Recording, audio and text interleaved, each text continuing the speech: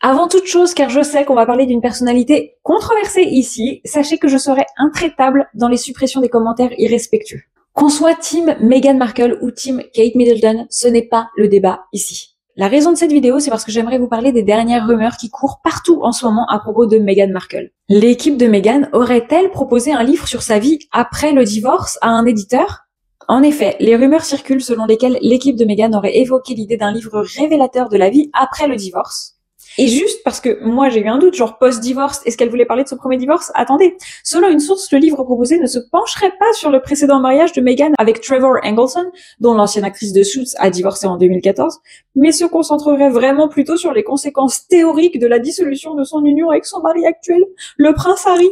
La révélation choc révélée par Vanity Fair affirme que les représentants de la duchesse de Sussex ont contacté une maison d'édition anonyme pour évaluer l'intérêt pour un récit explorant la vie après une hypothétique séparation avec le prince Harry.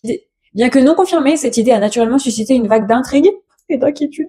D'autant plus que le couple a tendance à faire face à des réactions négatives à chaque tournant. Vous le savez, je déteste les séparations, je déteste les fins. La journaliste américaine Anna Peel, à l'origine de l'article, a interrogé de nombreux anciens collègues et associés du couple, dont un a affirmé que l'équipe de Meghan a eu une conversation avec une maison d'édition pour évaluer l'intérêt d'un livre qui pourrait être centré sur un divorce post-Harry et non sur l'après-divorce en général. Mais nous on l'aime, Harry. Alors attention.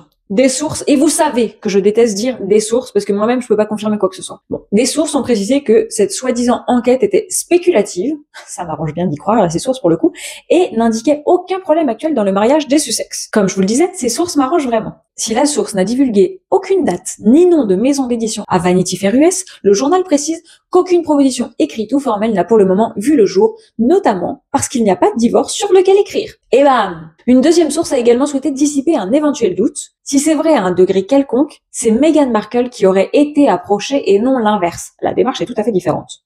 Alors, est-ce qu'on est face à un mariage en crise? C'est vrai que ces révélations surviennent alors que le mariage du prince Harry et Meghan Markle fait face à de nombreuses spéculations, comme depuis le début d'ailleurs, parce que en effet, ces derniers mois, les parents de Archie et Lilibet ont multiplié les apparitions en solo, en poussant plus d'un à croire une éventuelle séparation. Mais ne vous y trompez pas, fin décembre 2024, donc c'est récent, hein.